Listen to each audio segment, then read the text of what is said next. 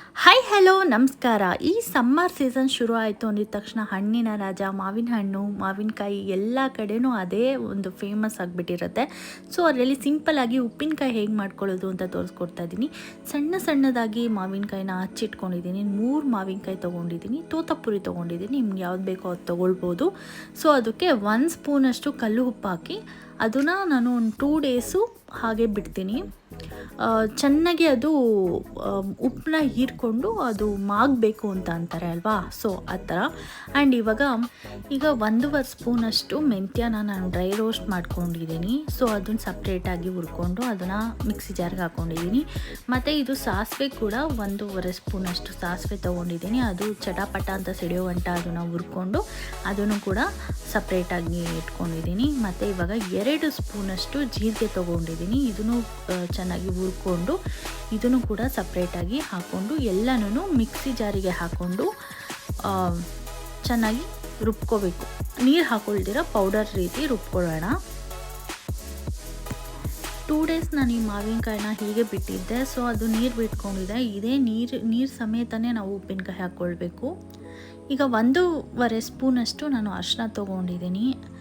ಈಗ ಖಾರದ ಪುಡಿ ನಾನು 3 ಸ್ಪೂನಷ್ಟು ತೊಗೊಂಡಿದ್ದೀನಿ. ನೀವು ಎಷ್ಟು ಬೇಕೋ ಅಷ್ಟು ಖಾರ ಹಾಕ್ಕೊಳ್ಳಿ.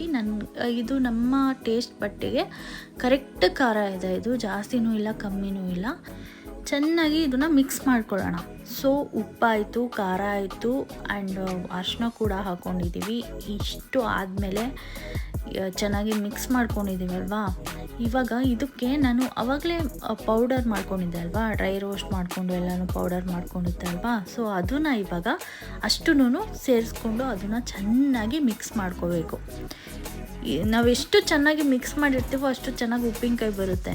ನಾವು ಅಲ್ಲೊಂದು ಕಡೆ ಇಲ್ಲೊಂದು ಕಡೆ ಎಲ್ಲ ಬಿಟ್ಟು ಸುಮ್ಮನೆ ಇದು ಮಾಡಿಕೊಂಡ್ರೆ ಅಷ್ಟು ನೀಟಾಗಿ ಬರಲ್ಲ. ನಾವು ಚೆನ್ನಾಗಿ ಮಿಕ್ಸ್ ಮಾಡಬೇಕು ಎಲ್ಲನೂ ಅಷ್ಟೇ.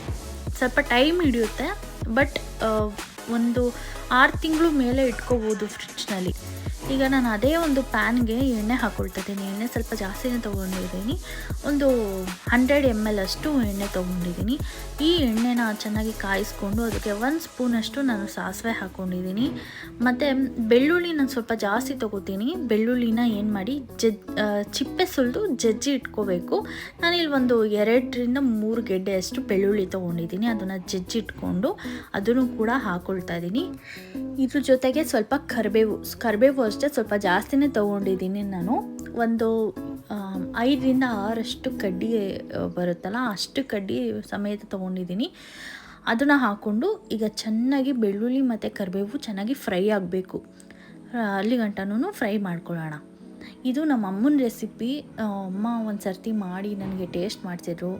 ರೈಸಿಗೆಲ್ಲ ತುಂಬ ಚೆನ್ನಾಗಿರುತ್ತೆ, ಮತ್ತು ಸೈಡ್ಗೂ ಚೆನ್ನಾಗಿರುತ್ತೆ. ರೈಸಿಗೆ ಇದನ್ನು ಬಿಸಿ ಅನ್ನ ಮಾಡಿಕೊಂಡು ಇದನ್ನು ಕಲಿಸ್ಕೊಂಡು ತಿಂದರೆ ಮಾತ್ರ ಸಖತ್ತಾಗಿರುತ್ತೆ. ಸೊ ಇದನ್ನು ಹಾಕ್ಕೊಂಡು ಚೆನ್ನಾಗಿ ಮಿಕ್ಸ್ ಕೊಟ್ಬಿಟ್ಟು ನಾನು ಒಂದು 2 ಅವರ್ಸ್ ಬಿಡ್ತೀನಿ. ನೋಡಿ ಎಣ್ಣೆ ನೋಡಿ ಎಷ್ಟು ಚೆನ್ನಾಗಿ ತೇಲ್ ಬಂದಿದೆ ಸೈಡಲ್ಲೆಲ್ಲ. ಈ ಥರ ಆದಮೇಲೆ ನಾನೊಂದು ಏರ್ ಟೈಟ್ ಕಂಟೈನರ್ ಬರುತ್ತಲ್ವ, ಸೊ ಅದಕ್ಕೆ ಕಂಟೈನರ್ಗೆ ಹಾಕಿ ಫ್ರಿಜ್ನಲ್ಲಿ ಎತ್ತಿಟ್ಕೋಬೋದು. ಸೊ ಇದು ಏನಕ್ಕೆ ನಾನು ಒಂದು 2 ಅವರ್ಸ್ ಬಿಟ್ಟಿದ್ದೆ ಅಂತ ಅಂದರೆ, ಬಿಸಿ ಎಣ್ಣೆ ಹಾಕಿರ್ತೀವಿ. ಸೊ ಅದನ್ನು ಪ್ಲಾಸ್ಟಿಕ್ ಬೌಲಲ್ಲಿ ಹಾಕಿ ಹಾಗೆ ಫ್ರಿಜ್ಜಲ್ಲಿ ಇಡೋದು ಅದು ಸೇಫ್ ಅಲ್ಲ ಅಲ್ವಾ. ಸೊ ಅದಕ್ಕೇ ಸ್ವಲ್ಪ ತಣ್ಣಗೆ ಹಾಕಿ ಬಿಟ್ಬಿಟ್ಟು ನಾನು ಈ ಥರ ಹಾಕಿಟ್ಟಿದ್ದೀನಿ. ಆ್ಯಂಡ್ ಇದು ತುಂಬ ಅಂದರೆ ತುಂಬ ಟೇಸ್ಟಿಯಾಗಿರುತ್ತೆ. ನೀವು ಒಂದು ಸತಿ ಟ್ರೈ ಮಾಡಿ, ಮಸ್ಟ್ ಆ್ಯಂಡ್ ಶುಡ್ ಅಂತ ಹೇಳ್ತೀನಿ. ನನಗಂತೂ ಸಖತ್ ಇಷ್ಟ. ಮಧ್ಯಾಹ್ನ ಹೊತ್ತು ಅಕಸ್ಮಾತ್ ನನಗೇನೋ ಮಾಡ್ಕೊಳಕ್ಕಾಗಿಲ್ಲ ಅಂತಂದರೆ ನಾನು ಜಸ್ಟ್ ಒಂದು ರೈಸ್ ಮಾಡಿಕೊಂಡು ಇದನ್ನು ಕಲಿಸ್ಕೊಂಡು ತಿಂದ್ಬಿಡ್ತೀನಿ. ಸಖತ್ತಾಗಿರುತ್ತೆ. ಸೊ ಇವತ್ತಿನ ವಿಡಿಯೋ ಇದಾಗಿತ್ತು. ನೆಕ್ಸ್ಟ್ ವಿಡಿಯೋದಲ್ಲಿ ಸಿಗೋಣ. ಅಲ್ಲಿ ಗಂಟ ಟೇಕ್ ಕೇರ್, ಬಾಯ್.